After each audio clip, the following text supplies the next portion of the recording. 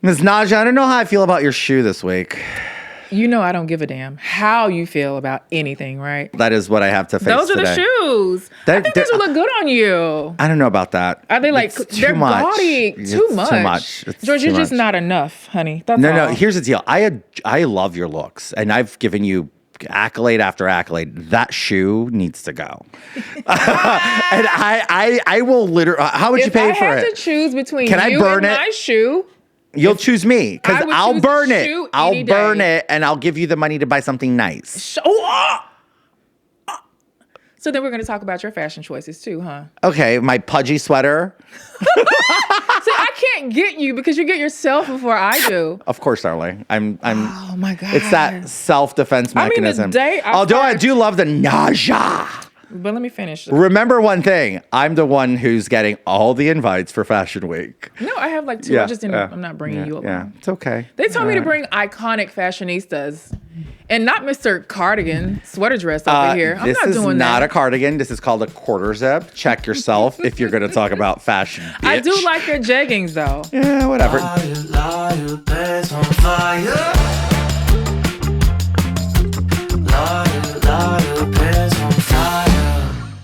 Another thing though, I feel like my face, like I got Botox maybe 4 or 8 days ago. My face feels so heavy right now. 4 or 8 days ago is a big difference. Okay, it was last week. Okay. But I did it in way more places than I normally do it. Like, like I'll do it in my neck. I've talked about that on the show before because I have neck bands, forehead. But then she was like, let's just go a little deeper. So it feels like my face is not moving right now. Good.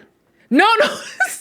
Good. I feel like one side is not. So that's okay. No, it'll correct itself, and then she'll just self-correct it. You'll be fine. And she was like, "Oh, if one side of your lip doesn't move, just come back." I'm like, "I don't want to come back. Let's go." So if you do it, see me do this a lot today. I can't. I'm trying. You look fine. I don't know though. I'm always of the exception and of the opinion of more is more and better, especially when it comes to Botox and filler. So that being said, today we're going to talk to somebody who doesn't stop looking at my shoes while you say that. It's freaking disturbing. I can't stop. Are you seeing this, Barone?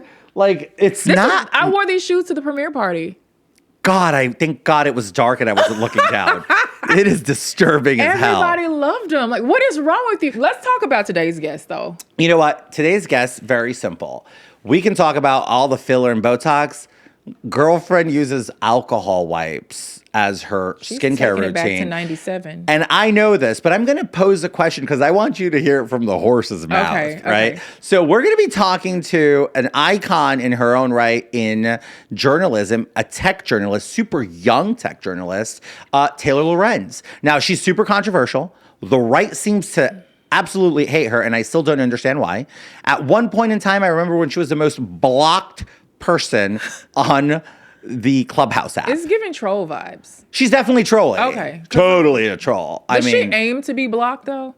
I think she relishes in it because it's like she's like, fuck yeah, I like the attention. She's like, block me, fine. I don't care. Whatever. She doesn't care. Mm. And you'll notice one thing, she also swears like a sailor, but you don't get that from the image. You look at her, she has this like angelical thing, and then she's like dropping F-bombs like left and right. She's a woman after my own heart. Are you available for that?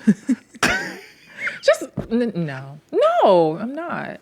Are you trying to tell me something? That's just not I'll my walk thing. out of the closet holding her hand. There was never one day where you were in a closet. Oh, there was. I was married to a whole woman. Baby, nobody believed it. I was married to a whole woman. She needed her green card. No, she didn't. You needed yours. No, I didn't. Somebody needed something. Somebody needed something. I needed to prove myself I could be a man. Anyway, and then I learned that wasn't the case. But anyway, you know what? Without further ado, Taylor Lorenz, come on down. Taylor Lorenz. Now, it's surreal for me to even say this, but welcome to Pants on Fire with George Santos. In any universe, this would never happen and make sense. I'm pretty sure some of my viewers are like scratching their heads. And I just want to, first of all, say thank you for coming on and welcome to the show. Thanks for having me. Absolutely. So I'm just gonna get into it because a lot of people, Taylor has not gotten a fair shake with conservative groups throughout the years. Saying it, George. She hasn't. She really hasn't. Taylor, do you remember when you were the most blocked person in conservative circles on Clubhouse? I'm sure I'm the blocked person in conservative circles on most apps. Whoa. And there's no reason for it, in my opinion, because I've been following. So Taylor used to be the social media editor for the Daily Mail and became head of social media. And she has an interesting concept. Like, she was covering technology in her latest gig with the New York Times. Like, how? With the Washington Post. I'm sorry. I was at the New York Times and then I went to the Washington Post. I'm sorry. Forgive me. With the Washington Post. How controversial can the technology reporter be? Like, that's always been like my take. Like, what is wrong with this woman? There's nothing wrong with her other than she has flawless skin. So when that's you something that's right with her, actually. Well, how about this? When she first came into my radar, I'm like, who is this child? Look at this skin. Look at this face. Who is this obnoxious 20-something-year-old? I'm not a 20-something. well, I discovered I've been working for 15 years. I know when Tucker Carlson went on TV and was like, she's one of the youngest women working at the New York Times, I was like, I'm like 35 at that point. Like, what are you talking about? Yeah, no. So when I discovered your age, I literally had an existential crisis. I'm like, her skin is flawed. You have no makeup on. No, I have nothing on my face. No, just eyeshadow and some lip gloss. I don't either, but I got a little zit here, and it's like it's a bitch, but you know. So I was just like so confused, and I kind of wanted to have this opportunity for us to unpack this because it is so unclear to me what has made you such a lightning rod for conservatives. Like, there's nothing about you should be controversial, but we will get to one thing I think is controversial. But before we get to that, can you kind of break it up for us? Like, where in your career did you become so controversial within conservative circles? You remember? Yeah, I do. So I started as a blogger. I blew up on Tumblr in 2009, right after college.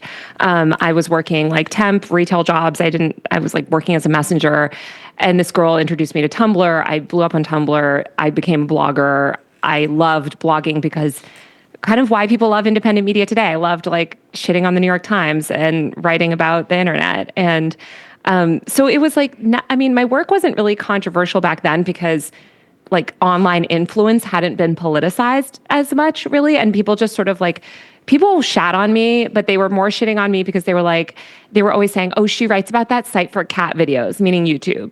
And they were like, oh, she's not a real tech reporter. Like, she's writing about YouTubers. Like, and I was like, no. Like, I mean, you can see my book behind me. I wrote a whole book about the history of the influencer industry. But I always felt like actually this is the new media, and you know, you need to accept that. I covered Trump. So I had a Snapchat show in 2016. I was running social media for The Hill, working for this guy, Nitzan Zimmerman, who's like an icon in the audience development space. And I had a Snapchat show where I was covering the 2016 election, and I was mostly covering Trump. Unlike most the rest of the media, I was like convinced Trump was going to win because I spend all my time online. So I covered the Trump campaign very closely. I was at the Hilton the night that he won, at his celebratory party. Yeah. Oh my God. We were in the same room. You probably saw me running around. I was at the Deplora ball that later that night. And I was always sort of like in these worlds of these influencers. It really wasn't until like Trump's first term where I think online influence got so politicized and people just really like, I covered Charlottesville. I was actually this guy who was like a counter protester assaulted me like right after all the chaos. And I ended up in the police station when they brought James Fields in. And that started a lot of rumors that like I was actually a deep state plant because like, how did I get into the police station? It was the whole thing. So that kind of like got me on the radar of a lot of like really insane people. And like dangerously insane people, no, just influential insane I think Alex Jones became obsessed with you. People. And she ended up like all over InfoWars. It was weird. But it was a lot of like people that were like, she's actually like working on behest of whatever. And it's really crazy to me. I don't know, whatever. It got very politicized very quick. And then I started to break a lot of news. And that was also the year that I switched from mostly doing social media for my full-time job to writing as my full-time job. And so I think I got sucked up into like, and also that's when digital media fell out. So I started working in traditional media. So I worked at The Atlantic, and then New York Times, and the Post. And obviously, like, conservatives fucking hate traditional media. And so I think I just became, and I think I trigger them, like something about me triggers them, but it's that smile. It was really, So they hate to see a girl that. boss winning. Like every New York Post headlines gets me more subscribers. I have the opportunity to benefit for it. So I'm not a hater of tabloid news. I love tabloid news. I came from that environment. Keith Poole, who runs the New York Post, I used to work with him at the Daily Mail. I love tabloid news. Okay. Like I love it.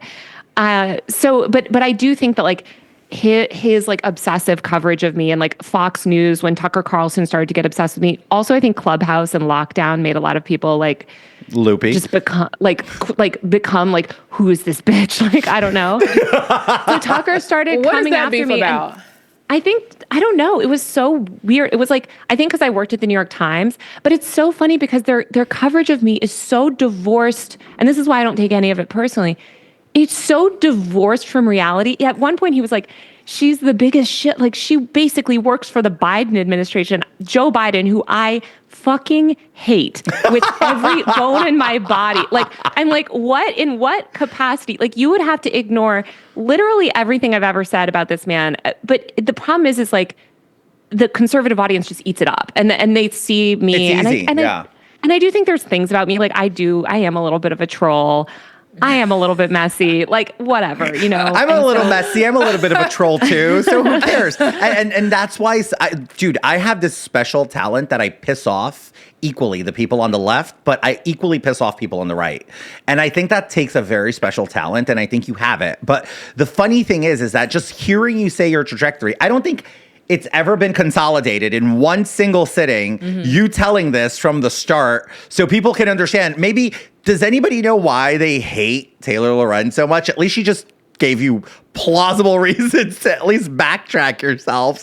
But a lot of them believe a lot of misinformation about me too. Oh, no kidding. Because you'll be like, what do you hate? Like, I'll be like, what do you hate? I don't know. Because I'll cover like a rally or someone, I was actually at the Make America Healthy Again ball for the inauguration. And this woman came up to me and was like, you know, you're so evil. And I was like, truly tell me like what I did. And it was just a bunch of like weird conspiracy theories about me. Lies. And so I'm just like, okay, well, that's. Well, we have that in common, Taylor, I guess. Are these people willing to hear the truth about you? Like, if you were to take the time to try to dispel like that, because I call that. I don't do it. I don't care. Field. The woman came to her, like, she's in her face though, saying, "Hey, you lied." Yeah, I said to her. I mean, look. First of all, it's totally fine if you don't like me. Not everyone is going to like everyone else. Like, I think people are so confused that I like you. By the way, everybody is so confused. Like, everyone's like, "Why do you like her?" I'm like, "Why not?" Like, she's never done anything for me to hate. Like, I truly still don't. You just gave me a lot of explanation, and I still don't understand why everybody. I think it's convenient. I think it's convenient for people to like prop me up, and I've written about this. Like, I think it's convenient for people to sort of prop me up and make this like avatar to sort of position themselves against, which is so much of what the internet is these days. But yeah, I mean, this woman, I was like, I mean, nothing you just said. I mean, she sort of apologized to me, but I'm like, you don't have to apologize to me. It doesn't affect my life, sort of how these people. That was bold of her to approach you. No. Do you know what's more bold? Because I don't think you understood the scenario. She said where she was. No. It's bold that Taylor Lorenz was at the Make America. In my fucking N95 mask, by the way. I dare any of them to say anything to my face, and they never will. It's so funny how these people chirp online, like Ollie London or whatever. We were at the same World Influencers and Bloggers Award thing in Cannes, France, a couple years ago. Ollie London comes over. Oh my God, you look amazing. You look so glamorous in your mask and da-da-da-da-da. A year later, he's chirping online like, oh, Taylor Lorenz and she's da-da-da-da. It's like, shut the fuck up. You are such a pussy. You wouldn't say that to my face. Like, at least what I say is anything I say, I like on the internet, I'll say it to somebody's face. Let's go. These people won't. And it's Taylor, just you are a they're so funny. You know what's funny about Ollie London though? You got to ask him which face is he going to use to tell you that. Is it the old face or the alternative new face? Right. Like, I don't know which face. Okay, we covered the Tucker beef, Ollie beef. So what's the most egregious thing you've heard about yourself? Well, no, before we go there, hold on. No, before we go there, I don't want to get there. That's too soon. Okay. I want to put it this way. She showed up to the Trump inauguration balls. She was at the Turning Point USA. I want to say from the pictures, partying with ALX, who's a known Republican conservative influencer. Yeah, that guy's always talking about me too. Who has a little bit of history. He's my friend, and he has history with Taylor of I guess, bickering. And when I saw that picture, I was at some other party. Like a cool picture, like, hey. Like, no, she was at this. You wanted a picture with me. You wanted a picture with me. She was at fan this behavior. Fan behavior. ALX, was that fan behavior? I'm going to literally send him this and he's going to kill me. But so it's funny because when I saw the picture, I'm at another party. So many things are happening at the same time. I'm like, why am I not at Turning Point to see this happen in person? It was at the TikTok party. It was actually at the influencer party. TikTok party. It was, yeah, and it was the Power 30 Awards. It was the one that Raquel DeBono and CJ Person. It was like for the influencers that won Trump the election. Amazing. And you were invited to that. I covered it for Rolling Stone. And by the way, I just want to say, like, people like ALX, I cover the influencer industry. I am so happy to engage with these people. I will get coffee with them. I write about this world. Like, I love hearing from them. It's a very one-sided beef. Like, do I ideologically disagree with them? Of course, I ideologically disagree with a lot of people. That doesn't mean that I'm not going to report on them or talk to them or engage with them. Like, this whole, like, beef, it is very, like, one-sided where they feel that way to, like, if so they if come you're up to me, I'm writing like, about yeah, them, of course, talking sure. shit about them, it's going to be kind of tough for them to not personalize it. So I'm not talking shit about them. I write about the industry. Like, I mean, I would challenge you to read my reporting and tell me that it's unfair. And I think that they know that my reporting is fair because they never have an issue with and they never have an issue with my stories. It's always, well, you actually ordered a $22 avocado toast one time, so you're privileged, and you wear a mask because you're immunocompromised. So, like, okay. So I'm immunocompromised. I don't wear a mask. I probably should, but I don't because it bothers me so much. How are you immunocompromised? I've had COVID 5 times, and I'm vaccinated too, which is not how. Well, the vaccine doesn't prevent infection, unfortunately. It doesn't prevent much, at least in my case. I cannot get sick. Like, it's not even just COVID. Like, I have no immune system. Like, if I get COVID could go away tomorrow. I have no immune system. That so I have to be so careful. And it's not like people don't realize like how annoying it is. I also find it annoying. Like, do you think I want to be wearing my N95 mask all over? No, I have to wear it. So shut the fuck up. Like, these are the same people that cry all day about triggered libs having a fucking meltdown. But I want to ask you a question. So you published your book, Extremely Online, The Untold Story of Fame, Influence, and Power. What is your biggest, on the internet. What is your biggest takeaway from your journey writing this book? Because, I mean, what was your favorite part of writing it? What was your least favorite part of the process of writing it? Like, give us a download of the book. And for all of you who care to know, where is it available and all of that stuff? Yeah. So my book, it's called Extremely Online, The Untold Story of Fame, Influence, and Power on the Internet, as you just said. It's available literally everywhere books are sold. The paperback is about to come out soon, and I have an amazing new cover that is so cute that I can't wait to debut. But get it now. It's available literally anywhere books are sold. And it's about the history of the content creator industry. It's about really the past 30 years of like the internet and how the influencer industry emerged, how this kind of media environment that we live in now happened. I think a lot of people, it's funny, since the election have started to pay attention to it because this is the world that I cover, and I cover like all of these content creators that the Democrats love to like blacklist from their events and things. So I would say I got my book deal literally right before COVID. So most of the reporting that I was doing for the book was the first like year and a half of the pandemic. So it was it was like the worst time, but it was kind of the best time to write too. Like I was like working like crazy at the New York Times, like 12-hour days, and then writing 6 hours and doing so much research. I did hundreds of interviews for my book. I didn't get a call. Now, yeah, I know. Well, the book sort of ends in 2020, 2021. Like it's really about the first like 20 years of like the social internet.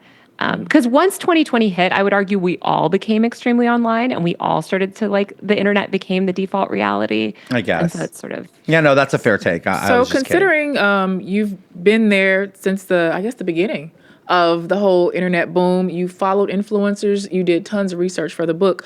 What's the trajectory? Where is it going? Let's say in the next 10 years. What do you predict for influencing? I just think the entire media ecosystem is only going to become more digital and more distributed. I do think that the days of legacy media are over.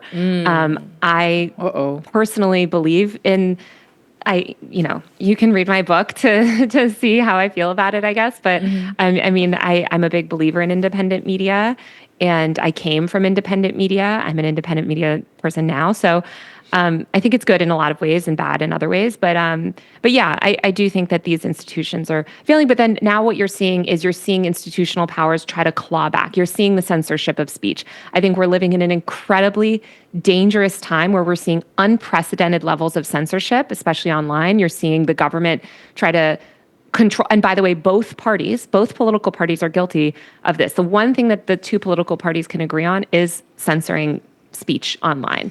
And I think that's a really dangerous place to be in. So I think that they're starting to recognize the liberatory nature of the internet, and they're trying to regulate and control it. And here's a bigger question. How can conservatives really attack free speech and censorship when they have Elon now in their ranks, and he's all about free speech absolutism? I mean, to a point that I've actually been critical. I'm sorry. He's not even remotely free speech absolutist. This is a man who is so against free speech, he threatens defamation lawsuits against anyone who even slightly criticizes him. Twitter is more censorious on a whole today than it was 4 years ago. And listen, I agree that a lot of conservatives ended up banned on Twitter that maybe shouldn't have been, whatever. The point is that now, ask him about Travis Brown. Ask him about any of the other journalists and investigators and activists that have been permanently banned. I was permanently banned myself. I got back on, and I am rate limited. I am heavily restricted on what I can do on Twitter.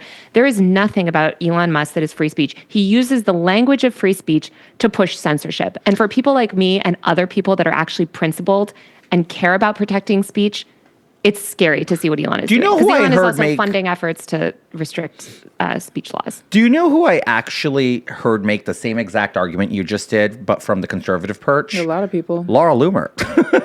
Yeah, well, because she started to realize, it's like a lot of these conservatives don't realize until it happens to them. Because again, conservatives just want to censor liberals, and liberals just want to censor conservatives. And this is why you see Democrats and Republicans come together and vote on things like the TikTok ban, which, by the way, I'm not saying TikTok is not a national security threat, whatever, but it was banned because of the speech on the app. Okay. Well, let me tell you something about TikTok and the national security implications. I think the national security implications were created in a sense of being heavily funded by Meta.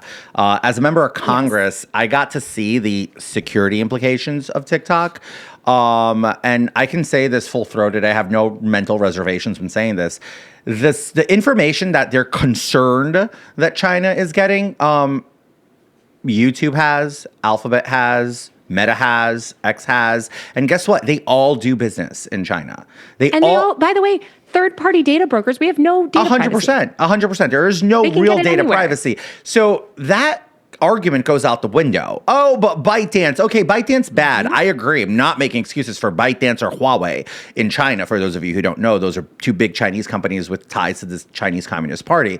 But the problem here is the hypocrisy is when they try to sell it as that data being available to the tech company is what makes it a national security risk. If those are the parameters followed, then I think we should look at every single social media platform as a national security risk because they all do business in China. They all have servers around the world, and they all have data broker agreements with other companies. So you never really know where your data ends up. So the only difference between TikTok and all of them is TikTok came in and started eating a lot of their lunches, and Mark Zuckerberg dumped millions of dollars in order to combat the narrative of TikTok because he was losing a swath of the market. Now, look, I'm all for Made in USA, Go America, and Mark Zuckerberg, whether you like it or not, it is an American company, Meta. The problem is I think that what happened to TikTok was disingenuous and hypocritical. I agree, ByteDance should divest from it if we are to allow it to at least remotely remain here. The only thing that I would say of that entire briefing and that entire exposure of TikTok, for me, that I was troubled was there is a lot of Chinese communist propaganda proliferated across the platform. And to the point that you look at it like, wow, they're trying to sell us like China's paradise. And we know that's not the case. But but also, guess what? Again, this is the First Amendment. Even if it was a full on 100% Chinese propaganda app, we have the right to consume free and open access to information. We have the right to consume communist propaganda. I don't think it was about the consumption. I think it was about the influence. And it was about the speech. It was about the American needed to censor that from us because a lot of us learned a lot of things that we otherwise would have not had. I mean, there's things that I'd rather kids not learn. Can we speculate on why TikTok came back 15 hours later when everybody was thinking it was doomsday? President Trump had cut the deal because he's smart. Did Meta have anything to do? Why, in your opinion? No. Meta had not. No. So why is Meta connected to it now? No. What I'm saying is President Trump bringing back TikTok went against everything Mark Zuckerberg thought he had achieved by ingratiating himself to Trump and going to the inauguration, coming out as like now an anti-woke type guy. Like that went against everything when Trump said, no, we're going to give him an extension for 90 days. We'll figure something out. That blew up. Every dollar Mark Zuckerberg spent on this campaign in DC with lobbyists, real hard dollars with lobbyists, blew up in smithereens. I think Zuckerberg kind of laughed at it. I think he's happy now because I don't know. He's not. Are you really active on TikTok? Because there seems like something is linked between the two of them now. No. Between Meta. You don't notice ads. You're on TikTok.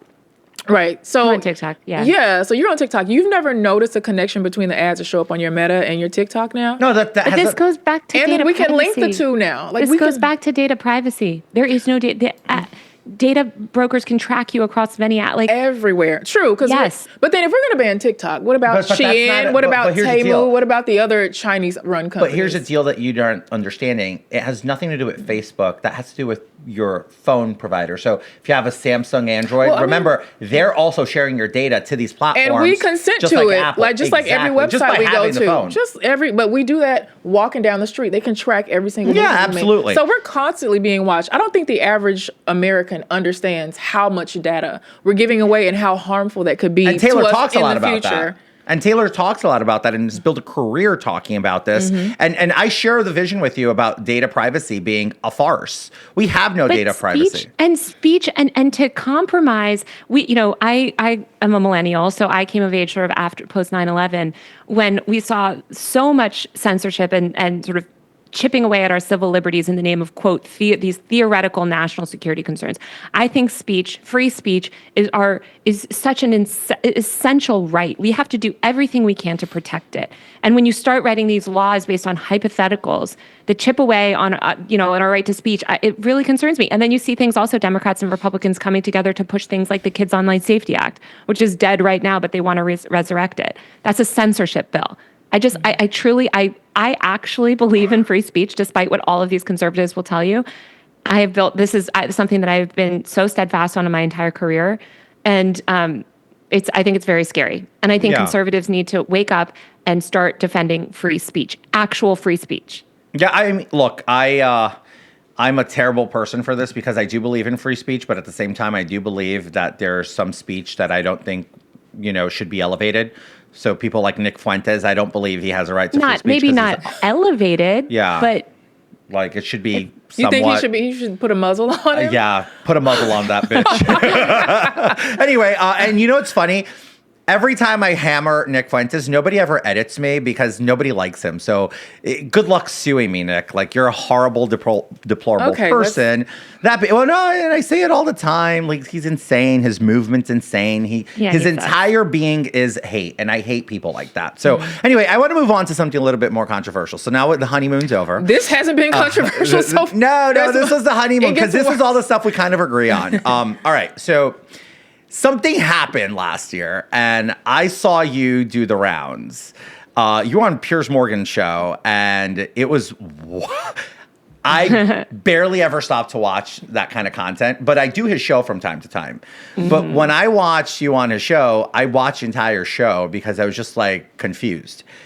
I'm going to give you the opportunity to, because there was so much shouting. I don't know that you went back to like correct the record or if you ever. He interrupted me and then he posted an edited clip. Yeah. He interrupted me and then posted an edited clip to social media, which by the way, I don't care. So let me set this up. Let me put this out there. So Piers Morgan, British TV host. You might know him famously from being a judge on the X Factor or America's Got Talent or whatever, one of those talent shows. He's done so many of those. He's kind of culturally here. He's been canceled before, so he should know a thing or two about getting canceled. And he has a show, Piers Morgan Uncensored. It airs on YouTube and everywhere else you get your, whatever content, a video. I do it. Taylor's done it. Recently, late last year, there was the controversial divide in this country of the cold-blooded murder of the United CEO, Brian Thompson. Now, Luigi Mangione, instead of becoming a perp, became a icon. And I want to ask you this and pose it to you fairly.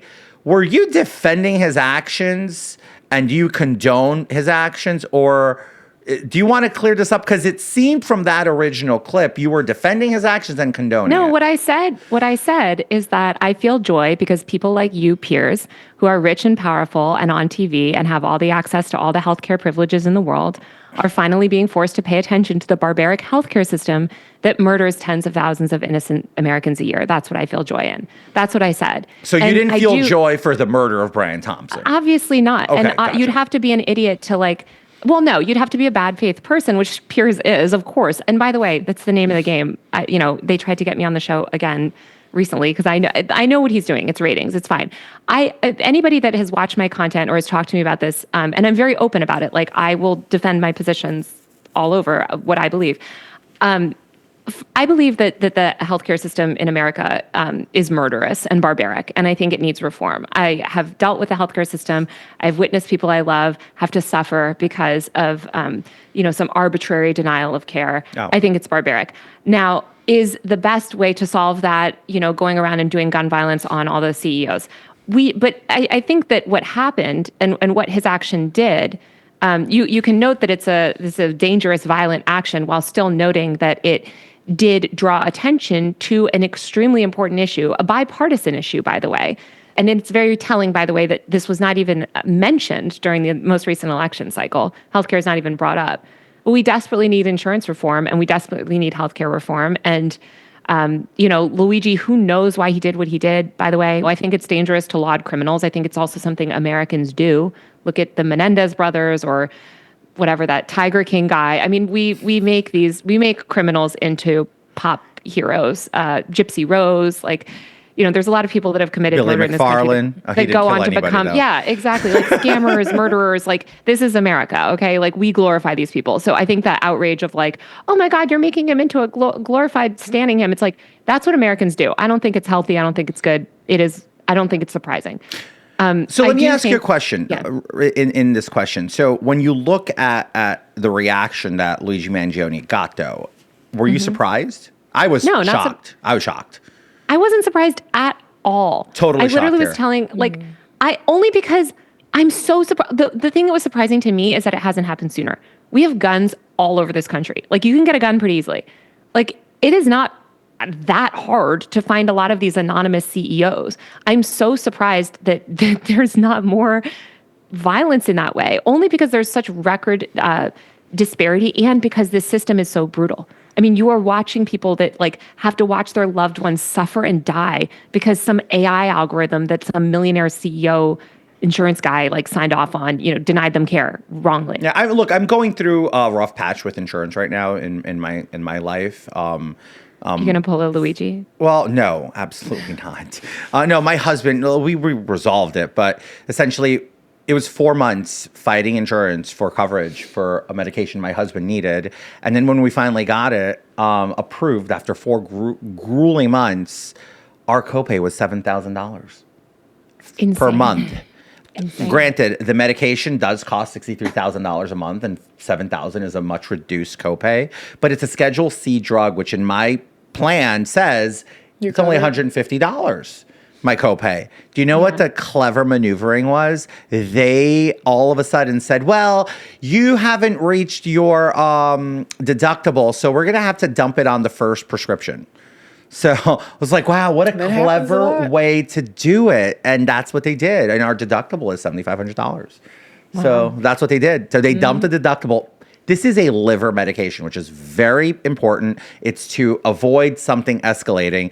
The doctor was like completely dumbfounded. And that's what insurance does. You pay every month, and they still give you garbage shit healthcare at the end. So, by the way, the politicians in charge should be focused on fixing these issues. Tried. Instead, they're focused on the dumbest shit alive. I tried. Regulating, social media apps in stupid ways. I just think think about why they there's a lot of money. Behoove them money. to It's make money. changes. The insurance, the big pharma, the PBMs. And everybody knows it's a scam, but biggest there's lobbies no in DC. one right. That's exactly you the money can't goes. fight the 3 biggest lobbies in DC, which is literally big pharma, healthcare insurances, and PBMs. PBMs are pharmaceutical benefit managers. You can't fight the 3.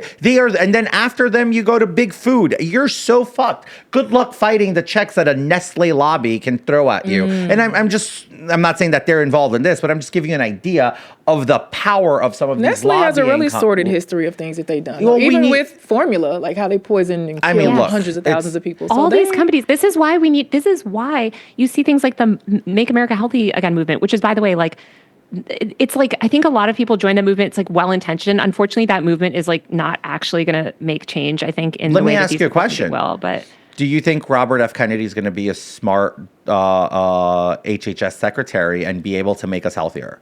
I have not seen him willing to crack down on corporations. I want to see them crack down on corporations. I want to see people like Nestle and all these other companies that are poisoning our water and poisoning our food systems and pushing all of this dangerous shit. I want to see them pay. I want to see them regulated. Here's the great first step to make America healthier. Stop allowing overly processed chemicals in our food system. It is abhorrent. Not just in our food system, in everything. But if we go deeper than that, if we no, this is a start. You got to start somewhere. So here's the deal. So to move the conversation forward, then so who's allowing it? Because we're not doing it. The FDA. So then, so reform with the FDA, right? Time out. Hear me out. Take a strawberry yogurt from any brand you want in Europe that sells in the U.S. I did this comparison with Dannon, right? Hear me out. You look at the ingredients in Europe, in France, and it's 4 ingredients. There's no preservatives. It has a 2-week shelf life. Who allows because it is all actual live cultures. Who allows it? Hold on.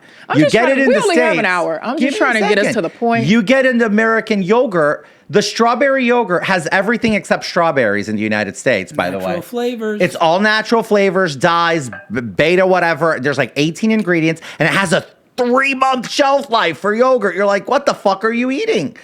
So who allows it? The FDA. Okay. Why? Big food pays off the regulators in lobbying forms and also lawmakers in order to turn a blind eye. Look at food in the 1990s and look at food today. Are the criminals we have garbage being served to our kids. So are the criminals the lobbyists that are the politicians and the regulators who are being bought and paid for by the lobbyists. The lobbyists are just doing something that's legal. Then, correct? Well, that's what we're doing. Who? That's what RFK is doing. Is trying to dismantle. No. Let's be clear, though. My issue with that whole movement is that they sell a very individualized view of public health. Most of the people involved in that movement, it's very much like you can buy your way out of it. You just need to buy better yogurt. We need to crack down on all of this corruption, and that means cracking down on these big companies. I have not seen a willingness from that movement to do that. I could be wrong. We'll see. So right? I've been speaking with some people. I don't have a problem with like non-harmful chemicals, whatever. I have a problem with these companies that are ultimately predatory companies. Like you said, they get around laws, they skirt regulation by paying off people through their lobbyists. Like, we need to crack down on the industry. And I just don't know. So those are far bigger killers than insurance CEOs are in a sense. Oh no, I think insurance CEOs are also huge. They're huge. I'm just saying that there's a difference. It seems like it makes sense for them to all work in tandem. If I keep the population sick, then I can make more money in the medical industry. You're going down. It's like but you know that's a conservative conspiracy theory. What you just said. Conservative. I mean, that's a conservative conspiracy theory. Oh yeah, Taylor's That's fine. But it seems like they could all be sitting at the same. Don't label me. Don't mislabel me. She just but doesn't spout it make conservative sense to think that conspiracy if I theories. keep your population sick by mass producing food, and then I send them to you, healthcare industry, then you make all this money, and then I send them back. Like, and who else are we leaving out? You said healthcare. It's big food. It's big health. And who else? It's health. Big pharma. And big pharma. Makes sense. But when you look at that movement, so much of that movement is built around consumerism, and it's built around buy this instead of this. You can buy your way out of this. Make your plastic-free household. I have a plastic-free household. I think that's great. Every single person shouldn't have to become a chemical expert to know what kind of dish they can buy to reheat their, meal in at the end of a hard day's work. We need to revamp the entire system and crack down on these big corporations. And I agree, crack down on a lot of the dangerous stuff that we've now found out can harm people, like the PFAS, like these other sort of endocrine disruptors and toxic chemicals. And also the misdirection of healthy labels on poisonous foods, pointing you in the direction of this is healthy and when they know water. it's not. Let's get clean water in this country. Flint ridiculous. Still doesn't have clean water. Clean air too. Well, look, let me put it. Clean water. Yeah. Let me put it this way. As a congressman, I got dubbed the water.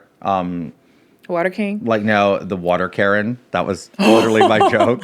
That was a joke because everything for me was about clean water. I represented Long Island. Our water comes from the ground in aquifers.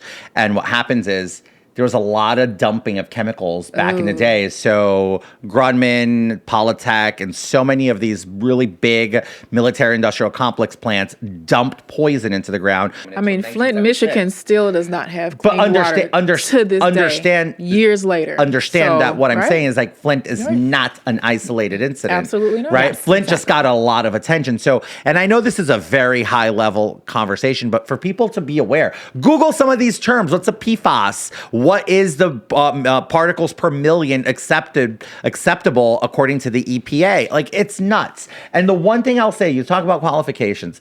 Lee Zeldin, who is congressman of Long Island, actually is the best person qualified to go run the EPA now because he represented one of the most toxic underground water areas in the country.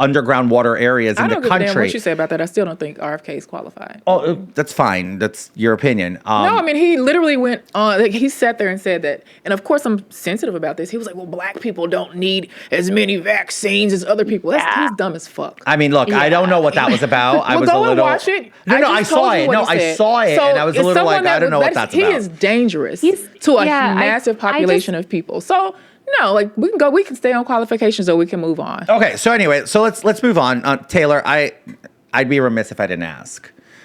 You're not as young as everybody thinks you are. I'm not saying you're an old lady, but you present like a teenager in some instances. Like you do, like a very young girl. She smiles when she speaks, though. So it's like, and she has a youthful glow. What the fuck is your skincare routine? Because we need to know. Like, you got to name names.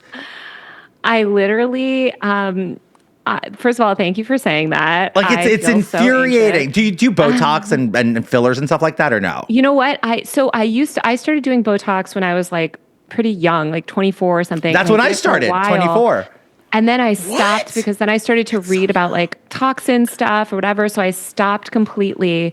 I hadn't got it in like 5 or 6 years. And I literally just got it again because I get such bad migraines, and they were putting it in my forehead. And I was like, you know what? Give it to me a little bit more. Cause I was like, I miss it. Like, I miss it. I don't have a skincare routine. I wash my face with, benzoyl peroxide stuff. Like sometimes, but mostly I just use water and soap, Dr. Bronner's, which I know you're not supposed to use on your face, but I do. And I make all my own home. I make my own hair conditioner stuff too. And then I use alcohol pads all day long. So I actually did that for a month. If you guys remember, there used to be this stuff called Clean and Clear. Yes, like, I remember back in the day. Yeah, in like 2000. The astringent one, right? The liquid red one. Which was literally just like, it was alcohol. Yeah. So I ran out of that one day, and my mom like wasn't going to take me to CVS, and I found that we had alcohol pads in our like first aid kit. So I started to use that on my face. This was literally when I was like 12 or 13. I have just always honestly, my skin's been great. And so like, I've just always stuck with it. I just think it's so fascinating because I have complimented your skin and your appearance so many times. And I do it in the most unsettling way. Like I'll be in the middle of like a bunch of conservative. I'm like, by the way, did you see Taylor Lenz's picture? She looks fucking great. And like, why the fuck are you so obsessed with her? I'm like, she's great. Like I wish I had her skin. And I do it. Now I've kind of just taken advantage of it and I do it like it to like piss him off. So it's super power. Well, my favorite thing is like all day long when they're like, she's an ugly, evil hag and she's That's an not old, true. ugly hag. They said that about you? I just want to say, I'm not the like most beautiful person alive at all, but I live in You're LA. not an ugly hag. You're like you're like an LA 8. And that's a big deal. Wow, that's high for LA. I would say lucky to be at LA 5. And 8 in LA is beautiful. People in LA are like, Okay, I remember so when I she's moved nice. here full time, like people in LA just like are beautiful. They like, are. they're just beautiful Like, people. have you ever walking hung out around. in Rodeo Drive? It's annoying. You feel Not to ugly. me. The moment you step foot there, you like instantly feel like 2 scales down on the pretty So scale. you have to like, personalize why this is it more so because pretty? I don't feel Yeah. like that when I go there at all. Oh, I do. I feel Absolutely like ugly. I feel not. Like- hideous in LA. Although I love I've shopping never on seen a bitch Rodeo. that's made me feel ugly though. Really? Never, not once in my life. No. That's good for you. I love your No. self-esteem. Can It's you not bottle that? self-esteem, it's real. I look in the mirror and I'm like, there's I not have a bitch good that's self-esteem bad. too. Yeah. But still, like I have good self-esteem for sure because you have to if you're on the You internet. have to. I mean, look. I have And if days that somebody calling you an ugly old hag, they are a hater. I mean, look. Like, You're not an ugly old that's just- hag. I'm just That's gonna not put it even out there. close to being. Like, But also, even if I was, like, who gives a shit? Like, this is why I don't confirm my age. Well, for so many reasons, also mostly for security reasons, because I have had people do shit to my parents and all of this bad stuff. So, like, I really do try to keep my personal information off the internet. Makes sense. That's why I use Delete Me, by the way, the best service ever to keep your information off the internet. Wait. You got to I share did that. see you talking about that. We yeah. got to talk about. We'll talk offline. Maybe? I need to know. I need to do that. Like, dude, my social security is leaked at this point. Like No, somebody you gotta use Delete Me. So someone Delete Me is actually unlocked. texted me. I had to go to the FBI and the Capitol Police at the time. Hey, Georgie, just got this from you. I'm gonna have fun with it. And I went nuts. Like I completely lost my mind. Some Yeah. random spoof number texted me my social security, and all we did was like. I got LifeLock or whatever you call it, like. And, So it's Delete Me, and I know we don't have to spend too much time talking about them. Are they better than LifeLock? They're the best, Okay. in my opinion. And this is a company And this that is not a pays paid you. advertisement. No, this is a company So that pays her. I will so say you can use my influencer code Taylor20. But they pay her, not us. You better plug it, girl. You better plug. for 20% off all consumer plans. But they literally, I've used them for years. Like and that is actually, I know it's funny and I do like trolling people about my age. I think it's, people can see when I graduated and started work. I don't think it's a huge secret. You're 21 But, like, forever, darling. That's it. But I do think that like, I can't even remember what I was saying about, but just privacy generally. Like Yeah. I try to keep it down. But I do think, I know what I was going to say. Sorry, just one last thing. It's like these people that are like, oh my God, she's 58 or whatever. It's like, what if I was though? Like, what if I'm 60? Hopefully I'm going to be 60 one day and I can say whatever I want. So what? Like Yeah. men, I will say myself and Joanna Stern were the youngest tech columnists in the entire industry. Not like in the entire industry, men or women. All the other tech columnists are like 60-year-old men. No one's like, oh, Walter Isaacson, you're too old to comment about tech. Like, no one says this about men. So I think a lot of it is misogyny. I'm sorry to Well, say. I wouldn't fight you I mean, on there. patriarchy's done a number on the globe, so it is what it is. So, as we get close to wrapping up, we do this little game here. And I think I'm going to have fun with this one because I'm not going to know the answer. Okay. All right. Taylor Lorenz, 2 truths and a lie. Okay. I'll give you all 3. Yep. 1, I've been on Trump's jet. 2, I had a pet frog. 3, fuck, what was the third thing? I was gonna say? Oh my God, my brain is so cooked. Fuck, I literally just had it in my head. It's okay. Wait, hold on. Wait, what was my third fucking thing? Pet frog, Trump's jet. Trump's jet. Did you kiss the frog? Hold become on. a Wait, let me prince? think of the third thing. Okay, wait, hold on. Fuck. Now I'm trying to remember what I remembered before. I'm just going to try to You think can of start something over if you different. want. You're fine. Yeah, All right, we'll let's start over. Let's start All over. right, let's Okay, go. wait. Let me think of some like things about me. Okay. All right. We'll do Let's this. go. All right. Taylor Okay. Lorenz, 2 truths and a lie. Okay. 1, I've been on Trump's jet. 2, I measured Kanye West's foot. 3, I had a pet frog. Oh, God. I can't believe you even remotely went near Kanye West, which is like, yeah. She mentioned his Gemini twin, Trump. No, she's been on Trump's jet for sure. She was covering the campaign, so that's not. Have you ever seen her in a photo with Kanye? Like, how plausible is that? Like, has she been near that whole clan? She's in LA. Oh, she is in LA. And a pet frog makes sense. I think she totally had a pet frog. I'm not even putting this up for question. Okay, so I think you never measured Kanye West's foot. What do you think?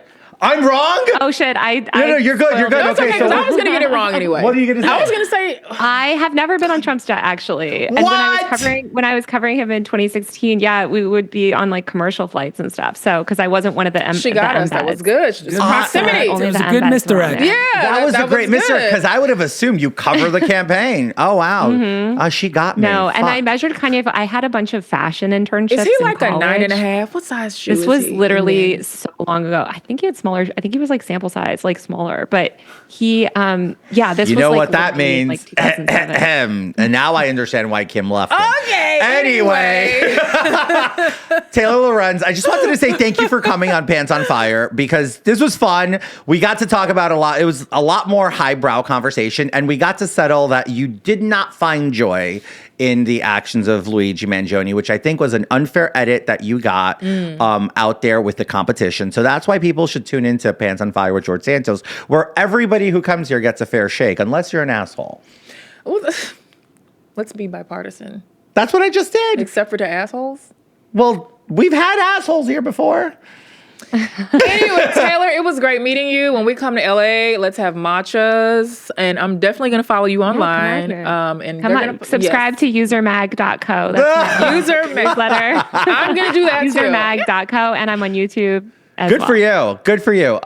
Thank you so much. And we will look forward to keeping tabs on you as we follow what you do next. So Taylor Lorenz, thank you so much. Thanks for having me. Thank you. So, George, I'm curious, what is your stance on global warming? Do you believe in it? No.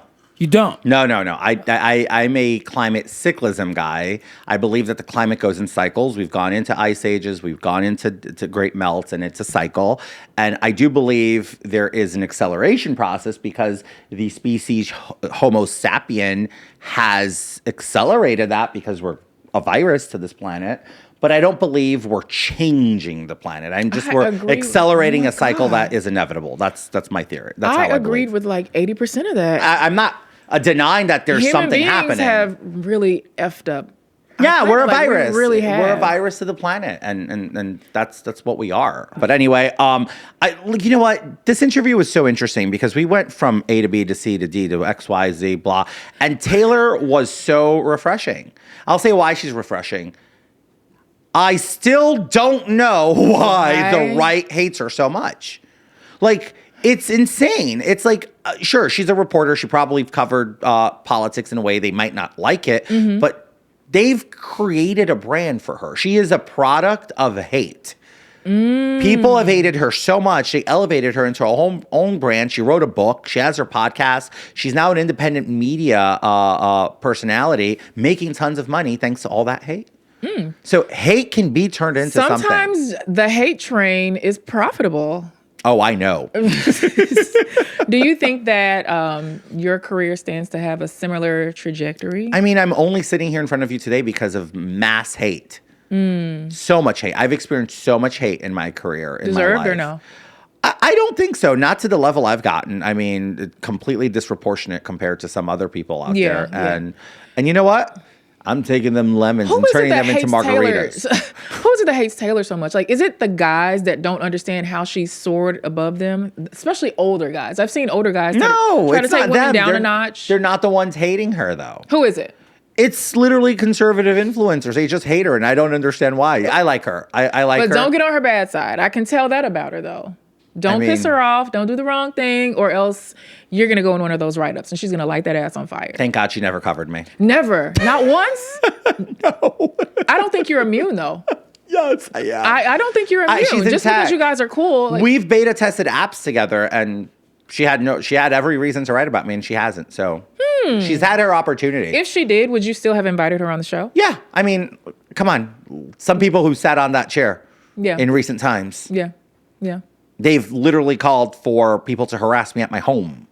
And they sat here. Right. So you gave them a fair... Well, did you give him a fair shake? I gave him a fair shake, as fair as it could be after somebody incited violence against me and my family. Would you have been nicer than I was? Harass him at his home. I would not have been as... I don't think you would have received him. I was afraid. Yeah. And I don't know when people, like, if people have seen that episode, I was afraid. You've heard in other episodes what some people have said and done, and some people who face justice has done to me. Is George Santos harmless? It's like, he's harmless. I am harmless. There are some because people that I don't have you have stolen, killed, and destroyed. Yeah. I've set fire to, like, the crucifix at the Vatican at this point, according to them. But anyway, that being said... sweater on fire. After you set your fucking shoes on fire, but and don't get me too excited, because I might really take them off your feet and set them on fire. And I'm gonna set your pants on fire. You know what?